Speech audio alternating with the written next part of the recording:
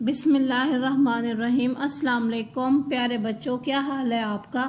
آج ہم غالب اردو جماعت اول کا پہلا سبق پڑھیں گے، حمد حاصلات تعلم۔ اس نظم کو پڑھنے کے بعد طلبہ اس قابل ہو جائیں گے کہ آہنگ اور لے کے حوالے سے سادہ مصرعے، اشعار اور نظمیں سن کر پسند کا اظہار کر سکیں، الفاظ کی ابتدائی آواز تبدیل کر کے نئے الفاظ بنا سکیں، مختصر نظمیں انفرادی طور پر مل کر ترنم سے پڑھ سکیں، حروف، الفاظ اور سادہ جملے دیکھ کر لکھ سکیں، ہم آواز الفاظ بنا سکیں، اسم کی پہچان کر سکیں، پینسل، کاپی، سلیٹ یا تختی اور کتاب کو درست طریقے سے پکڑ سکیں۔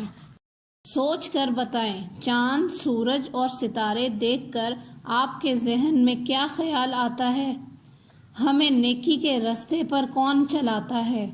یاد رکھیں، اللہ ایک ہے اور اس کے سوا کوئی عبادت کے لائق نہیں۔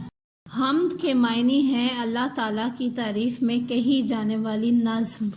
تلفظ سیکھیں، رحمت، برکت، شان، عجب، ہمت، دولت۔